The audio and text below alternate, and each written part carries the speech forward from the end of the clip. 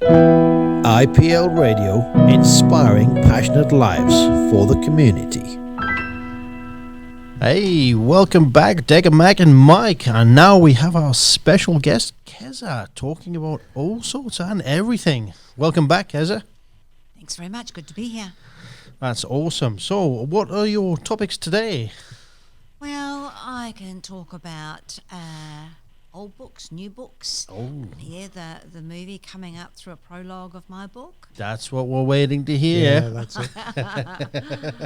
Yeah, it was exciting. That's good. So you went to the was it on site this weekend, didn't you? Last weekend, sorry. Yes, it was the first casting. Yeah. And I was totally blown away by the local talent. So we had people from all over Perth turn up. We had, so I was told, around about 120 actors apply for the role. Wow. And then Sally whittled it down to about 50. And then Sally Newman, that is, the production manager. And then she whittled it down to about 20. So within that 20, every person in that room, apart from the crew, were acting their little hearts out. So there was some on the beach, and it was a fine day, but really windy and cold. And there was some in the actual yacht club premises at Safety Bay. So where I was sitting, I could see what was going on outside, and I could see what was going on inside. And I am literally blown away by the talent here. Yeah, all hard work, and it's all paid off, huh? Well, for them it has. Yeah, definitely. Yeah. and all you're looking for is a true representation, aren't you? That's the thing. Yeah, and what I found out is it happens in the eyes. Yes, exactly. And what I did appreciate is one of the lead characters turned up fully dressed for the part. All right. Yeah. Oh, cool. And so when you're shipwrecked, I don't guess you've got much choice but to get dressed up. You're shipwrecked. So. Yeah, what's it? But again, I mean, what you're doing there is you're looking at people who want to go above and beyond just turning up, right? It's, as you said, it's in the eyes, but it's also what has that person done to try and show themselves, sell themselves for a part. I was, when Sally was trying to get them to dedicate a day that they would be ready to do the next shoot, I was amazed at the amount of work they were employed to do. Yeah. And I'm busy, you know, I'm in this, I'm in that, I'm in this, I'm in that. I think, and these are young kids. Mm-hmm. These are college kids, or a couple of the elder gents. They weren't college kids; they were working dads. Mm-hmm. But the lead character of the male one, he had to be an older gent, so we had to choose one from that lot. But the young girls, they're young. Yeah.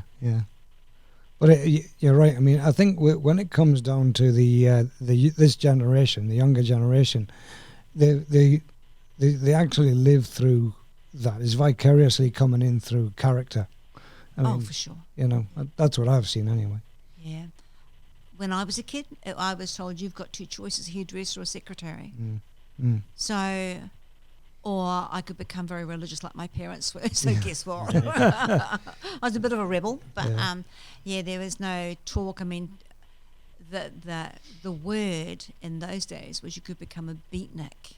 Yeah, right. And that's a very old word that people don't understand today. I haven't heard that word for a long time. And it fascinated me because one of my girlfriends in my art class, she became a beatnik. Mm-hmm. And wow, the change once she actually left home, joined others in a little garret in Wellington, and the change in that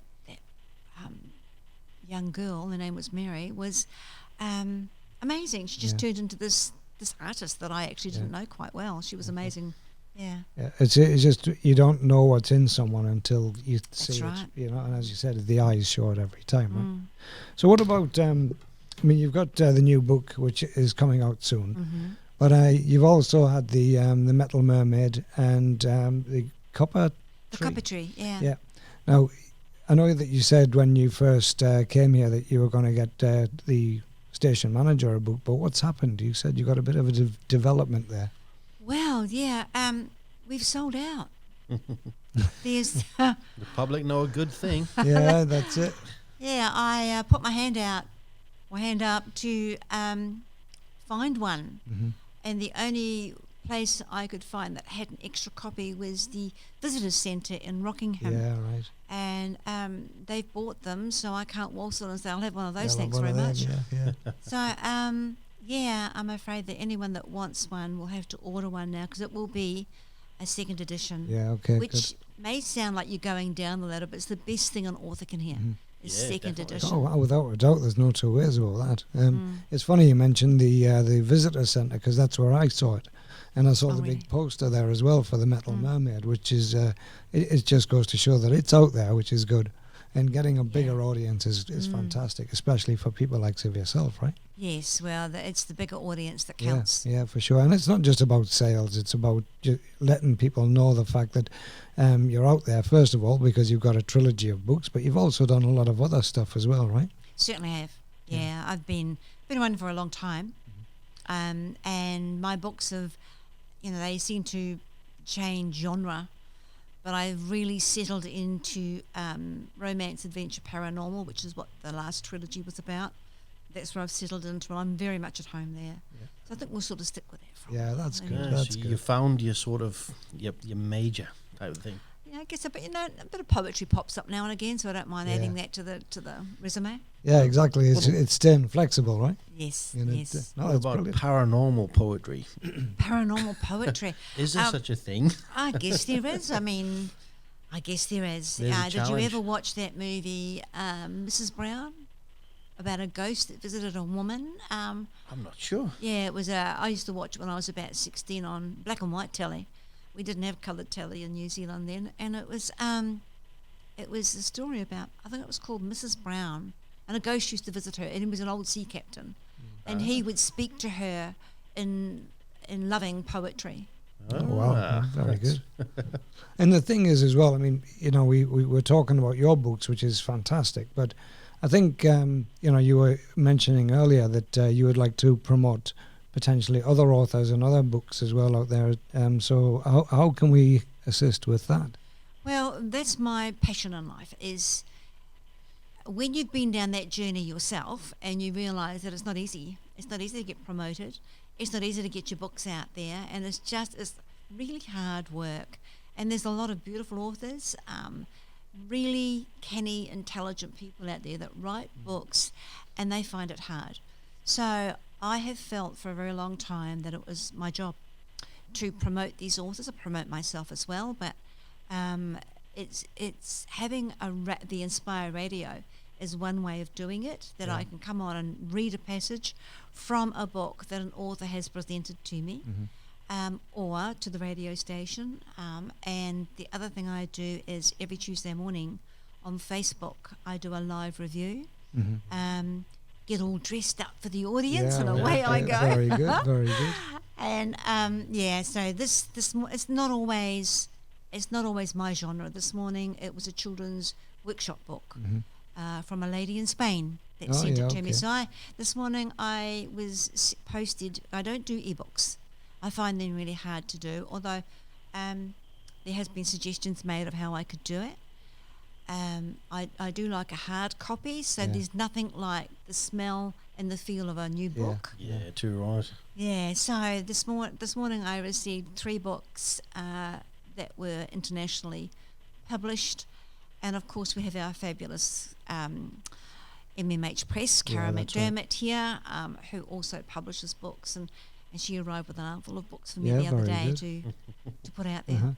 Well, and I think what you're trying to do with these new authors, these new books, is it's inspiring itself, because, without getting assistance these days, we just don't get anywhere. We all know that.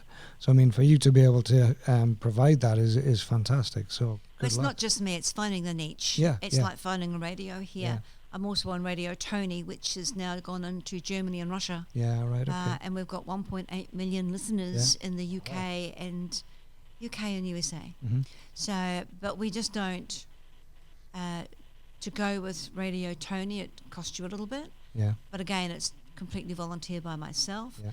I'm her co-host, and we will introduce an author or an artist. And that's the other thing I love too, being an artist myself.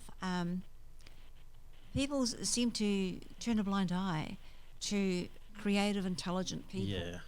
And even the kids, even in the wide world of disability, they need more recognition. Mm-hmm. Yeah, they do, for sure. They do. They need to get out there, and there's people like myself who are just willing to do it. Yeah. So why not find them, and why not use places like this, like Inspire, or you can do it yourself, but it's nicer to have someone out there present you. Mm-hmm. Yeah. Yeah, no, you're absolutely right. I mean, we were lucky enough yesterday to have an interview with a couple of ladies in New Zealand. So it just goes to show you that we're getting out there now, right? Yes. And okay, we're not at the 1.8 million yet, but we'll get there. Yeah, for Radio sure. Tony's been a long while. Yeah. Yeah. But I think from next week, if you've got that the book and the passage from the book, that would be a fantastic way to get authors and books recognised, but also to have as a regular segment on the radio. No, I'd love to do that. Thank you for inviting me. Next week, the book will be, it's called 13 and Underwater. Mm-hmm. It's written by Michelle Wittering, who is a Melbourneite, and it's all about anxiety and depression within her family, and not so much about, well, I guess it's the boy's journey as well, about his son's journey, but what it did to the family. Mm-hmm. And what it does to friends and family when they realise there's something seriously wrong here. Yeah. Some people want to get involved and help and heal, and other people just walk away. Yeah, I've found that myself, and it's difficult to determine who's going to do what, right? Because you just don't know until it happens. But that's right. It's the old fight or flight syndrome. Oh, it's scary. If you don't understand it, it's really scary. Yeah, it is. Yeah. Well, we look forward to that next week, that's for sure. Okay. Yeah, that sounds awesome. All right, well, Kez, listen, it's been a pleasure talking to you. I know that you've only been here for a few minutes, but is there any song that you would like us to play on the radio for you? Oh, yes. A song by Bette Midler, The Wings, The Wind Beneath My Wings. We will play that for you once Decka finds it, because he's got it somewhere in his little arsenal. But that was Kez Wickham St George. Again, pleasure talking to you again, Kez. Thank you. Lovely to be here. And we'll see you next Tuesday. Fabulous.